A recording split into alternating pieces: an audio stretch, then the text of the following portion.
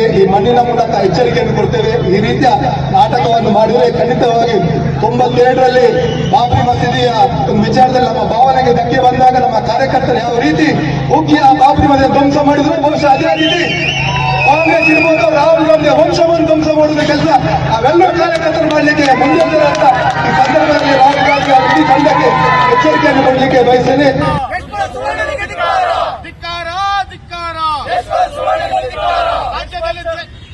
ಯಶ್ಪಾಲ್ ಸುವರ್ಣ ಕೇಡಿ,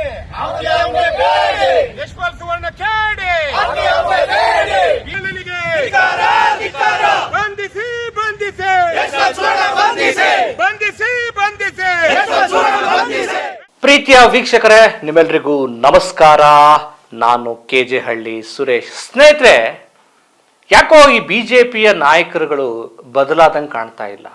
ಮುಂದಿನ ಚುನಾವಣೆಗೆ ಎಷ್ಟೊಂದು ತಯಾರಿ ಮಾಡಿಕೊಡ್ಬೇಕು, ತಾವು ಮಾಡ್ತಿರುವ ಕ್ಷೇತ್ರದ ಅಭಿವೃದ್ಧಿ ಯಾವ ರೀತಿ ಮಾಡ್ತಾ ಇದ್ದೀರಿ, ಯಾಕೆ ನಮ್ಮನ್ನು ಗೆಲ್ಲಿಸ್ಬೇಕು, ನಿಮ್ಮ ಸಾಧನೆಗಳೇನು, ನಿಮ್ಮ ಕ್ಷೇತ್ರದ ಅಭಿವೃದ್ಧಿ ಏನು, ಯಾವ ವಿಚಾರಗಳನ್ನ ಇಟ್ಟುಕೊಂಡು ನಿಮ್ಮ ಕಾನ್ಸ್ಟಿಟ್ಯೂನ್ಸಿಯನ್ನು ದೊಡ್ಡ ಮಟ್ಟಕ್ಕೆ ಕೊಂಡೊಯ್ದಿರಿ, ಇದನ್ನೆಲ್ಲರೂ ಮಾಡಬೇಕು. ಎಲ್ಲ ಶಾಸಕರು ಸಚಿವರುಗಳು ಮಾಡಬೇಕು. ಆದರೆ ಯಾಕೋ BJP ಶಾಸಕರು ಒಂದು ಗಾದೆ ಇದೆಯಲ್ಲ, ಬರ್ತಾ ಬರ್ತಾ ರಾಯರ ಕುದುರೆ ಕತ್ತೆ ಆಯಿತು ಅನ್ನೋ ಹಂಗೆ ಏನು ದಿನಕ್ಕೊಬ್ಬೊಬ್ಬರು ವಿವಾದಾತ್ಮಕ ಸ್ಟೇಟ್ಮೆಂಟನ್ನು ಕೊಡುವ ಮೂಲಕ ತಮ್ಮ ಘನತೆಯನ್ನು ಮತ್ತು ತಮ್ಮ ಪಕ್ಷಕ್ಕೆ ಡ್ಯಾಮೇಜನ್ನು ಮಾಡ್ತಾ ಇದ್ದಾರೆ. ಸ್ನೇಹಿತರೆ, ಒಂದು ಕಡೆ CT ರವಿ ಮಾತಾಡ್ತಾರೆ, ಅವ್ರು ಏನು ಮಾತಾಡಿದ್ರು ಅಂತ ನಾನು ಮತ್ತೆ ಹೇಳೋದಕ್ಕೆ ಹೋಗಲ್ಲ, ನಿಮಗೆ ಗೊತ್ತಿದೆ. ಇನ್ನೊಂದು ಕಡೆ ಅವ್ರು ಯಾರೋ ಮಾಜಿ MP ಮಾತಾಡ್ತಾರೆ. ಏನೇನು ಅದಕ್ಕೂ ಒಂದು ಆ ಮಾತು ವ್ಯಾಲ್ಯೂವನ್ನು ಒಳಗೊಂಡಿದೆಯಾ, ಅವ್ರ ಸ್ಟೇಟ್ಮೆಂಟ್ ನೀವು ನೋಡಿದ್ದೀರಿ. ಈಗ ಉಡುಪಿಯ ಶಾಸಕ ಯಶ್ಪಾಲ್ ಸುವರ್ಣ ಅವರು ಇವರಿಬ್ಬರಿಗೂ ಮೀರಿಸೋ ಲೆವೆಲ್ಗೆ ನಾನೇನು ಕಡಿಮೆ ಗೊತ್ತಲ್ಲ, ನಾವು BJP ಶಾಸಕರು ಅಂತ ಒಬ್ಬರಿಗಿಂತ ಒಬ್ಬರು ಒಂದು ರೀತಿ ಈ ಬೆಂಕಿ ಸ್ಟೇಟ್ಮೆಂಟ್ ಕೊಡೋದ್ರಲ್ಲಿ ನಾವು ನಿಸ್ಸೀಮರು ಅನ್ನೋದನ್ನು ಸಾಬೀತುಪಡಿಸ್ತಿದ್ದಾರೆ.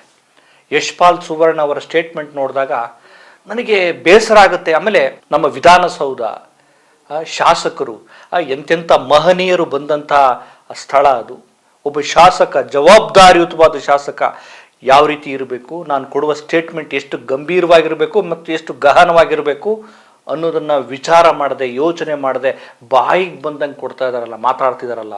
ಯಾರೋ ಆದಿ ಬೀದಿಲಿ ಹೋಗೋ 3rd ಗ್ರೇಡೆಡ್ ಪೋಲಿಗಳು ಮಾತಾಡೋ ರೀತಿ ಮಾತಾಡ್ತಿದಾರಲ್ಲ. ಇದು ಪ್ರಜಾಪ್ರಭುತ್ವಕ್ಕೆ ಒಂದು ಅಪಾಯ. ಸ್ನೇಹಿತರೆ, ಯಶ್ಪಾಲ್ ಸುವರ್ಣ ಅವರ ಸ್ಟೇಟ್ಮೆಂಟ್ನ ನೀವು ನೋಡಿದ್ರೆ ಇವರೆಲ್ಲ ಹೆಂಗೆ ಶಾಸಕರಾಗಿ ಆಯ್ಕೆಯಾದರು, ಯಾವ ಆಧಾರದ ಮೇಲೆ ಇವ್ರನ್ನ ಆಯ್ಕೆ ಮಾಡಿದ್ರು, ಮಾನದಂಡಗಳಿಲ್ವಾ, ಅವ್ರಿಗೆ ಒಂದು ಮೌಲ್ಯತೆಯ ಮಾನದಂಡಗಳಿಲ್ವಾ ಅನ್ನೋ ಪ್ರಶ್ನೆ ಬರುತ್ತೆ. ನೋಡಿ, ಯಶ್ಪಾಲ್ ಸುವರ್ಣ ಅವರ ಸ್ಟೇಟ್ಮೆಂಟ್ ಏನು ಅಂದರೆ, ಈಗ ಅವರ ವಿರುದ್ಧ FIR ದಾಖಲಾಗಿದೆ. FIR ಅಷ್ಟೇ ಅಲ್ಲ, ಇವರನ್ನು ನಿಜವಾಗ್ಲೂ ಕೂಡ ಒಂದು ರೀತಿ ಕಾನೂನಾತ್ಮಕ ಶಿಕ್ಷೆಗೆ ಒಳಪಡಿಸ್ಬೇಕು. ಯಾಕಂದರೆ ಜವಾಬ್ದಾರಿಯುತ ಸ್ಥಾನದಲ್ಲಿರುವ ಶಾಸಕರುಗಳೇ ಈ ರೀತಿ ತಮ್ಮ ಜವಾಬ್ದಾರಿಯನ್ನು ಅರಿಯದೆ ಈ ರೀತಿ ಸ್ಟೇಟ್ಮೆಂಟ್ ಕೊಡ್ತಾರೆ, ಕ್ಷುಲ್ಲಕವಾದ ಮತ್ತು ಸಮಾಜದಲ್ಲಿ ಅಶಾಂತಿ ಕ್ರಿಯೇಟ್ ಆಗುವ ಹೇಳಿಕೆ ಕೊಡ್ತಾರೆ ಅಂತ ಅಂದರೆ ಏನು ಹೇಳಬೇಕು? ಯಶ್ಪಾಲ್ ಸುವರ್ಣ ಹೇಳ್ತಾರೆ, ನಾವು ಬಾಬ್ರಿ ಮಸೀದಿಯನ್ನು ಕೆಡದುವಲ್ಲ, ನಾವು ಬಾಬ್ರಿ ಮಸೀದಿಯನ್ನು ಕೆಡವು ಬಿಟ್ವಲ್ಲ, ಆ ಕೆಡವಿದ ರೀತಿಯಲ್ಲಿಯೇ ನಾವು ರಾಹುಲ್ ಗಾಂಧಿ ವಂಶವನ್ನು ನಿರ್ನಾಮ ಮಾಡಿಬಿಡ್ತೇವೆ. ಏನು BJPದು ಬರೇ ಕೆಡವೋದು, ಕುಟ್ಟೋದು, ನಿರ್ನಾಮ ಮಾಡೋದು, ಒಡಿ ಬಡಿ ಕಡಿ ಇದೇ ಸಂಸ್ಕೃತಿನ? BJPದು ಸಂಸ್ಕೃತಿ ಇದೇನಾ ಸಂಸ್ಕೃತಿ, ಇದೇನಾ ಸಭ್ಯತೆ? ಬಾಯಿ ಬಿಟ್ರೆ ಸಂಸ್ಕೃತಿ, ಬಾಯಿ ಬಿಟ್ರೆ ಸಂಸ್ಕಾರ, ಬಾಯಿ ಬಿಟ್ರೆ ದೇಶಭಕ್ತಿ, ಬಾಯಿ ಬಿಟ್ರೆ ದೇಶ ಪ್ರೇಮ ಅಂತ ಹೇಳ್ತೀರಿ. ಆದರೆ ನೀವು ಕೊಡೋ ಸ್ಟೇಟ್ಮೆಂಟ್ ನೋಡಿದಾಗ ಒಬ್ಬ ಅಯೋಗ್ಯ ಪೋಲಿ ಕೂಡ ಈ ಥರದ ಸ್ಟೇಟ್ಮೆಂಟ್ ಕೊಡಲ್ಲ, ಅಂಥ ಸ್ಟೇಟ್ಮೆಂಟನ್ನು ಕೊಡ್ತೀರಿ. ಏನ್ರಿ ಯಶ್ಪಾಲ್ ಸುವರ್ಣ ಅವರೇ, ನೀವು ಶಾಸಕರಾಗಿದ್ರಿ ಅನ್ನುವಂಥ ಪ್ರಜ್ಞೆ ನಿಮಗಿಲ್ವಾ? ಈ ದೇಶದ ಸಂಸತ್ತಿನ ವಿರೋಧ ಪಕ್ಷದ ನಾಯಕ ರಾಹುಲ್ ಗಾಂಧಿ ಅವ್ರನ್ನ ಕುರಿತು ನೀವು ಸ್ಟೇಟ್ಮೆಂಟ್ ಕೊಡ್ತಿರಲ್ಲ, ಕೊಡಿ. ರಾಹುಲ್ ಗಾಂಧಿ ಅವರ ಬಗ್ಗೆನೂ ಮಾತಾಡಿ. ನಾವು ನೋಡಿ ಪ್ರತಿದಿನ ನರೇಂದ್ರ ಮೋದಿ ಅವ್ರ ಬಗ್ಗೆ ಮಾತಾಡ್ತೀವಿ, ಟೀಕೆ ಮಾಡ್ತೀವಿ. ಸಿದ್ದರಾಮಯ್ಯ ಅವ್ರನ್ನ ಟೀಕೆ ಮಾಡ್ತೀವಿ, DK ಶಿವಕುಮಾರ್ ಟೀಕೆ ಮಾಡ್ತೀವಿ, ಕುಮಾರಸ್ವಾಮಿ ಅವರು ಟೀಕೆ ಮಾಡ್ತೀವಿ. ಪ್ರಜಾಪ್ರಭುತ್ವದಲ್ಲಿ ಆರೋಗ್ಯಕರವಾದ ಟೀಕೆಗೆ ಅವಕಾಶ ಇದೆ. ಪ್ರಜಾಪ್ರಭುತ್ವದ ಬ್ಯೂಟಿ ಏನು ಅಂದ್ರೆ ಭಿನ್ನ ಧ್ವನಿಗಳು, ಭಿನ್ನಾಭಿಪ್ರಾಯಗಳು ಇರಬೇಕು. ಬರೀ ಹೇಳಿದಕ್ಕೆಲ್ಲ ತಟ್ಟೆ ಹೊಡ್ಕೊಂಡು ಕೂರೋದಲ್ಲ. ತಪ್ಪು ಮಾಡಿದ್ರೆ ಖಂಡಿಸ್ಬೇಕು. ಆರೋಗ್ಯಕರವಾದ ನೆಲೆಯಲ್ಲಿ ಅಸಂವಿಧಾನಿಕ ಪದಗಳನ್ನು ಬಳಸದೆ ಖಂಡಿಸೋದಕ್ಕೆ ಅವಕಾಶ ಇದೆ. ಅದೊಂದು ಕಲೆ. ಕೆಟ್ಟ ಪದಗಳನ್ನು ಬಳಸಿ ಮಾತಾಡೋದು ಬಹಳ ಸುಲಭ. ಅದು ಮನುಷ್ಯನ ಹತಾಶೆಯ ಕೊನೆಯ ಘಟ್ಟ. ಆದರೆ ನೀವು ರಚನಾತ್ಮಕವಾಗಿ ರಾಹುಲ್ ಗಾಂಧಿ ಸರಿಯಾಗಿ ಕೆಲಸ ಮಾಡ್ತಿಲ್ಲ ಅಂತಂದ್ರೆ ಟೀಕೆ ಮಾಡಿ, ತೊಂದರೆ ಇಲ್ಲ, ಟೀಕೆ ಮಾಡಿ. ನೀವು ವಿರೋಧ ಪಕ್ಷದ ನಾಯಕರಾಗಿ ಸರಿಯಾಗಿ ಕೆಲಸ ಮಾಡ್ತಾ ಇಲ್ಲ, ನೀವು ಅಸಮರ್ಥರಾಗಿದ್ದೀರಿ, ಯಾವ ರೀತಿ ಅಸಮರ್ಥರಾಗಿದ್ದೀರಿ ಹೇಳಿ. ಆದರೆ ಅದನ್ನು ಬಿಟ್ಟು ನಾವು ಬಾಬ್ರಿ ಮಸೀದಿಯನ್ನ ಕೆಡದ್ವಲ್ಲ ರೀ, ಮಂದಿರಗಳನ್ನು ಮಸೀದಿಗಳನ್ನು ಕೆಡಬೋದು ಸಾಧನೆ ಅಲ್ಲ, ಕಟ್ಟೋದು ಸಾಧನೆ. ಕೆಡಬೋದು. ಒಂದು ಗಾದೆ ಮಾತು ನೆನಪಿಲ್ವ ನಿಮಗೆ? ಕುಂಬಾರನಿಗೆ ವರುಷ ದೊಣ್ಣೆಗೆ ನಿಮಿಷ ಅಂತ. ಒಂದು ಮಡಿಕೆಯನ್ನ ಮಾಡಬೇಕು, ಒಬ್ಬ ಕುಂಬಾರ ಅಂದ್ರೆ ತುಂಬಾ ಕಷ್ಟಪಡಬೇಕು, ಶ್ರಮ ಹಾಕಬೇಕು, ಆ ಮಣ್ಣನ್ನು ಹದ ಮಾಡಬೇಕು. ಹದದ ಜೊತೆ ಅದಕ್ಕೊಂದು ನಾವೀನ್ಯತೆ ಬೇಕು, ಪ್ರಾವೀಣ್ಯತೆ ಬೇಕು. ಯಾವ ಮಣ್ಣು, ಫಸ್ಟ್ ಮಣ್ಣು ಯಾವುದು, ಯಾವ ರೀತಿ ಅದನ್ನು ನೆನೆ ಹಾಕಬೇಕು, ಹದ ಮಾಡಬೇಕು, ಅದನ್ನು ಯಾವ ರೀತಿ ಒಂದು ನಾವೀನ್ಯತೆಗೆ ತರಬೇಕು ಅನ್ನೋದು ಒಂದು ದೊಡ್ಡ ಶ್ರಮದಾಯಕವಾದ ಕೆಲಸ.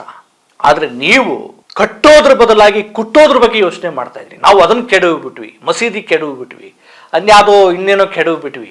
ಇದು ಸಾಧನೆ ಅಲ್ಲ, ಇದು ಸಾಧನೆ ಅಲ್ಲ. ಕೆಡವುವ ಸಂಸ್ಕೃತಿ ಅದು ನಿಮ್ಮ ಬದುಕನ್ನ, ನಿಮ್ಮ ಪಕ್ಷವನ್ನ, ನಿಮ್ಮ ತನ್ನವನ್ನೇ ನೀವು ಕೆಡವುಕೊಂಡಾಗೆ. ಕಟ್ಟಬೇಕು, ಕಟ್ಟೋದು ಸಾಹಸ. ನೊಂದ ಜನರ ಬದುಕನ್ನು ಕಟ್ಟೋದಿದೆಯಲ್ಲ, ಅದು ಒಳ್ಳೆ ಕೆಲಸ. ಅಸಹಾಯಕ ಜನರಿಗೆ ಒಂದು ದಾರಿದೀಪವಾಗಿ ನಿಲ್ಲೋದಿದೆಯಲ್ಲ, ಅದು ಒಳ್ಳೆ ಕೆಲಸ.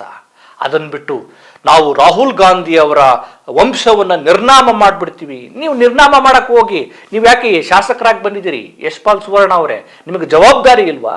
ನೀವು ಮೊದಲು ನಿಮ್ಮ ಕ್ಷೇತ್ರ ಉಡುಪಿ ಇದೆಯಲ್ಲ, ಅಲ್ಲಿ ಏನೇನು ಕಟ್ಟಿದ್ದೀರಾ ಅದನ್ನು ಹೇಳಿ. ಕೆಡವನಂತೆ ಅಲ್ಲಿ ಮೊದಲು ಒಳ್ಳೆ ನಿಮ್ಮ ಕ್ಷೇತ್ರವನ್ನು ಸರಿಯಾಗಿ ಕಟ್ಟಿ. ಎಷ್ಟು ದುಡ್ಡನ್ನು ತಂದಿದ್ದೀರಿ ನಿಮ್ಮ ಕ್ಷೇತ್ರಕ್ಕೆ?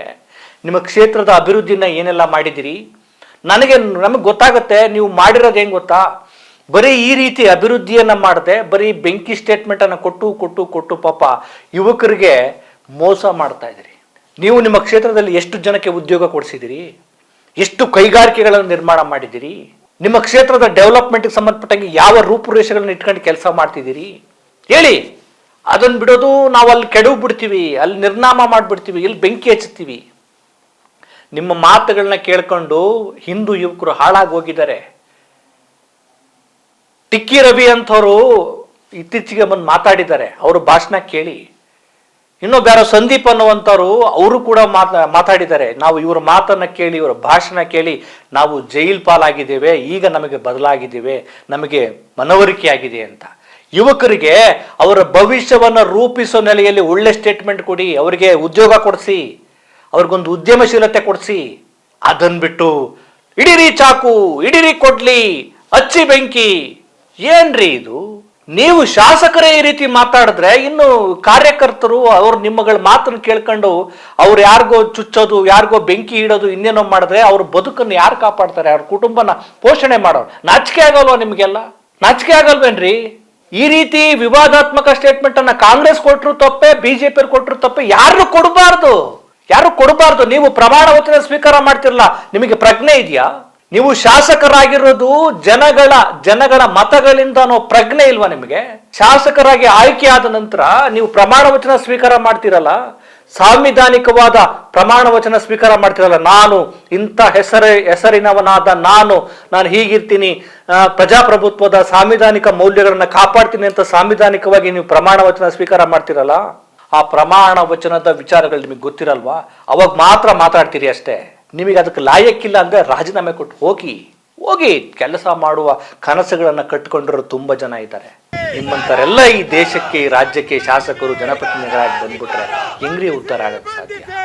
ಆನಂತರ ಇನ್ನೊಂದು ಸ್ಟೇಟ್ಮೆಂಟ್ ಕೊಡ್ತೀರಿ ನೀವು. ಏನ್ ಕೊಡ್ತೀರಿ? ಪ್ರಕಾಶ್ ರಾಜು ಬೆಂಕಿ ಹಿಡ್ತಿದ್ದಾರೆ, ಅಸಮಾನತೆ ಕ್ರಿಯೇಟ್ ಮಾಡ್ತಾ ಇದ್ದಾರೆ, ಹಾಗೆ ಹೀಗೆ ದೇಶದ್ರೋಹ ಕೆಲಸ ಮಾಡ್ತಿದ್ದಾರೆ, ಅವರನ್ನ ನಾವು ಯಾವುದು ಅರಬ್ಬಿ ಸಮುದ್ರದಲ್ಲೂ ಏನೋ ತೇಲಿಸ್ಬಿಡ್ತೀವಿ, ಮೀನುಗಳಿಗೆ ಆಹಾರ ಮಾಡಿಬಿಡ್ತೀವಿ ಅಂತ ಸ್ಟೇಟ್ಮೆಂಟ್. ಏನಿದು? ನೀವು ನೀವು ರೌಡಿಸಮ್ ಮಾಡ್ತಿದ್ದೀರಾ. ನೀವು ರೌಡಿಸಮ್ ಮಾಡೋದಕ್ಕೆ ಶಾಸಕರಾಗಬೇಕಾಗಿಲ್ಲ. ಹೋಗಿ ಅಲ್ಲೆಲ್ಲಾದ್ರೂ ತುಂಬಾ ವಿಧ್ವಂಸಕ ಕೃತ್ಯ ಮಾಡೋದಕ್ಕೆ ಒಂದು ದೊಡ್ಡ ಪಡೆಗಳಿದೆ, ಅಲ್ಲಿ ಸೇರ್ಕೊಳ್ಳಿ. ನೀವು ಶಾಸಕರು, ವಿಧಾನಸಭೆಯ ಶಾಸಕರು, ನೀವು ಶಾಸನಗಳನ್ನು ರೂಪಿಸೋರು, ಜನರ ಪರವಾದ ಶಾಸನಗಳನ್ನು ರೂಪಿಸೋ ಬಿಟ್ಟು ಜನರ ನಡುವೆ ಬೆಂಕಿ ಹಚ್ಚೋ ಕೆಲಸ ಮಾಡ್ತಿದ್ರೆ ನೀವು ಹೆಂಗೆ ಶಾಸಕರು? ನಿಮ್ಮನ್ನ ಹೆಂಗೆ ಒಪ್ಕೊಳ್ಬೇಕು? ಉಡುಪಿಯ ಜನ ಪ್ರಜ್ಞಾವಂತರಿದ್ರೆ ನಿಜವಾಗ್ಲೂ ಇದನ್ನ ಕೇಳಬೇಕು. ಉಡುಪಿಯ ಜನ ನಿಜವಾಗ್ಲೂ ಪ್ರಜ್ಞಾವಂತರಾಗಿದ್ರೆ ಶಾಸಕರನ್ನ ತರಾಟೆ ತೆಗೆದುಕೊಳ್ಬೇಕು. ಪ್ರಜ್ಞಾವಂತ ಮಾಧ್ಯಮಗಳಿಗೆ ನಾವು ಇದನ್ನ ಕೇಳ್ತಾ ಇದೀವಿ. ಅಲ್ಲಪ್ಪ, ನೀನ್ ನಮ್ಮ ಕ್ಷೇತ್ರಕ್ಕೆ ಈ ಕೆಲಸ ಮಾಡು, ನಮ್ಮ ಜನರಿಗೆ ಉದ್ಯೋಗ ಕೊಡಿಸು, ನಮ್ಮ ಮೂಲಭೂತ ಸೌಲಭ್ಯ ಬಗೆಹರಿಸು, ಅದನ್ನ ಬಿಟ್ಟು ಈ ಸ್ಟೇಟ್ಮೆಂಟ್ ಕೊಟ್ಬಿಟ್ರೆ ನಮ್ಮ ಹೊಟ್ಟೆ ತುಂಬಲ್ಲ, ನಮ್ಮ ಬದುಕು ಬದಲಾಗಲ್ಲ. ಕೇಳಬೇಕಲ್ಲ. ಮತದಾರರು ಈ ರೀತಿ ಮೊಬ್ಬಾದ್ರೆ, ಕಾರ್ಯಕರ್ತರು ಈ ರೀತಿ ಅಂಧತನಕ್ಕೆ ಒಳಗಾದ್ರೆ, ಮತ್ತೆ ಇವರಿಂದ ಆಯ್ಕೆ ಆಗೋರು ಇನ್ನು ಯಾವ ರೀತಿ ಇರ್ತಾರೆ? ನಿಮ್ಮನ್ನು ಪ್ರಶ್ನೆ ಮಾಡಬಾರ್ದಾ? ನಿಮ್ಮ ವೈಫಲ್ಯಗಳನ್ನ ಕೇಳಬಾರ್ದಾ? ಒಡಿ ಬಡಿ ಕಡಿ ನಿರ್ನಾಮ ಮಾಡ್ತೀವಿ, ಬೆಂಕಿ ಹಚ್ಚುತ್ತೀವಿ, ಏನ್ರಿ ಇದು? ಈಗ FIR ದಾಖಲಾಗಿದೆ. ನನಗನ್ಸತ್ತೆ ಇದು ಟೇಕನ್ ಫಾರ್ ಗ್ರಾಂಟೆಡ್ ಆಗಬಾರ್ದು. ಯಾರೋ ಒಬ್ಬ ಜನಸಾಮಾನ್ಯ ಏನಾದ್ರೂ ಒಂದು ಪ್ರಚೋದನಾಕಾರಿ ಹೇಳಿಕೆ ಕೊಟ್ಬಿಟ್ರೆ ಇಮಿಡಿಯೇಟ್ ಆಗಿ ಅರೆಸ್ಟ್ ಮಾಡ್ತೀರಾ ಅವನ್ನ. ಅವ್ನು ಎಲ್ಲಿದ್ದಾನೆ ಏನಂತ ಹುಡ್ಕೊಂಡೋಗಿ ಅವನ್ನೇನು ನಂಗೆ FIR ಹಾಕ್ಬಿಟ್ಟು ಅರೆಸ್ಟ್ ಮಾಡ್ತೀರಿ. ಒಬ್ಬ ಜನಪ್ರತಿನಿಧಿ ತನ್ನ ಜವಾಬ್ದಾರಿಯನ್ನ ಅರಿಯದೆ ಬಾಯಿಗೆ ಬಂದಂಗೆ ಸ್ಟೇಟ್ಮೆಂಟ್ ಕೊಡ್ತಾರೆ, ನಿರ್ನಾಮ ಮಾಡ್ತಾರೆ, ನಿರ್ನಾಮ ಮಾಡ್ತೀನಿ, ಇನ್ಯಾರನೋ ಏನು ಸಮುದ್ರಕ್ಕೆ ಬಿಸಾಕ್ತೀನಿ ಅಂತ ಸ್ಟೇಟ್ಮೆಂಟ್ ಕೊಡ್ತಾರೆ ಅಂತಂದ್ರೆ ಈ ರಾಜ್ಯದ ಗೃಹ ಇಲಾಖೆ ಏನ್ ಮಾಡ್ತಾ ಇದೆ? ನೀವೆಲ್ಲ ಏನು ಕಾಂಗ್ರೆಸ್ ಮತ್ತು BJP ಅಡ್ಜಸ್ಟ್ಮೆಂಟ್ ಮಾಡ್ಕೊಂಡಿದ್ದೀರಾ? ನೀವು ಅಧಿಕಾರದಿದ್ದಾಗ ನಾವೇನ್ ಬೇಕಾದ್ರೂ ಬೊಗಳ್ತೀವಿ, ಮಾತಾಡ್ತೀವಿ, ನಮ್ಮನ್ನ ಅರೆಸ್ಟ್ ಮಾಡಬೇಡಿ. ಆಮೇಲೆ ನಾವು ಅಧಿಕಾರಕ್ಕೆ ಬಂದಾಗ ನೀವು ಬೇಕಾದ್ರೂ ಬಾಯ್ ಬಡ್ಕೊಳ್ಳಿ, ನಮ್ಮನ್ನೇನು ಅರೆಸ್ಟ್ ಮಾಡಬೇಡಿ. ಏನು ಹೊಂದಾಣಿಕೆ ಮಾಡ್ಕೊಂಡಿದ್ದೀರಾ? ಬರೀ FIR ಅಲ್ಲ, ಇವರನ್ನ ಕಾನೂನಾತ್ಮಕ ಶಿಕ್ಷೆಗೆ ಒಳಪಡಿಸ್ಬೇಕು. ಅವಾಗ ಭಯ ಸಿಗುತ್ತೆ ಇವ್ರಿಗೆ. ಅವ್ರು ಯಾರೋ ಒಬ್ರು ಶಾಸಕರಿಗೆ ನೋಟಿಸ್ ಕೊಡಕ್ಕೆ ನಾವು ಹೋಗಿದ್ದಾರೆ, ಯಶ್ಪಾಲ್ ಸುವರ್ಣ ಅವ್ರಿಗೆ ಸಲ್ಯೂಟ್ ಹೊಡಿತಾರೆ. ಏನು ಹೇಳಬೇಕು? ಯಾವ ರಾಜ್ಯ ನಮ್ದು? ಒಂದು ಕಡೆ ಕಾಂಗ್ರೆಸ್ ಸರ್ಕಾರ ಇಂಥವೆಲ್ಲ ಆದಾಗ ಸರಿಯಾದ ಕ್ರಮವನ್ನು ತೆಗೆದುಕೊಳ್ಳಲ್ಲ. ಇವು ಪ್ರತಿಪಕ್ಷ BJPಗೆ ರಾಜ್ಯದಲ್ಲಿ ಏನಾಗಿದೆ? ದೊಡ್ಡ ಕ್ಷಾಮ, ಬರಗಾಲ ಶುರುವಾಗಿದೆ, ಜನ ಕಂಗಾಲಾಗಿ ಹೋಗಿದ್ದಾರೆ, ಅನೇಕ ಸಮಸ್ಯೆಗಳು ಜನರನ್ನ ಕಾಡ್ತಾ ಇದ್ದಾವೆ, ಆಯಾ ಕ್ಷೇತ್ರದಲ್ಲೇ ಬೇರೆ ಬೇರೆ ಸಮಸ್ಯೆಗಳಿದ್ದಾವೆ. ಅದ್ರ ಬಗ್ಗೆ ಮಾತಾಡಿ, ದನಿ ಎತ್ತಿ, ನೀರು ಕೊಡಿಸಿ, ಅವ್ರಿಗೊಂದು ಚೈತನ್ಯ ಕೊಡಿ ಅಂತಂದ್ರೆ ನಾನು ನಿರ್ನಾಮ ಮಾಡುತ್ತೇನೆ, ನಾನು ಕೆರೆಗೆ ಎಸೆಯುತ್ತೇನೆ, ಎಚ್ಚರಿಕೆ ಕೊಡ್ತಾ ಇದ್ದೀನಿ, ನಾವು ಧರ್ಮ ರಕ್ಷಣೆ. ಏನ್ ಮಣ್ಣು ಧರ್ಮ? ಒಳ್ಳೆ ಕೆಲಸ ಮಾಡ್ರಿ, ಜನರ ಕಷ್ಟಗಳನ್ನ ಆಲಿಸಿ, ಅದೇ ಒಳ್ಳೆ ಧರ್ಮದ ಕೆಲಸ. ಬಿಟ್ಟಿ ಭಾಷಣಗಳು, ದ್ವೇಷದ ಭಾಷಣ ಹೊಡೆದ ತಕ್ಷಣ ಧರ್ಮ ರಕ್ಷಣೆ ಆಗಲ್ಲ. ಜನರ ಬದುಕನ್ನ ಹಸನ ಮಾಡುವುದು ಧರ್ಮ ರಕ್ಷಣೆ. ಬೇಸರ ಆಗತ್ತೆ.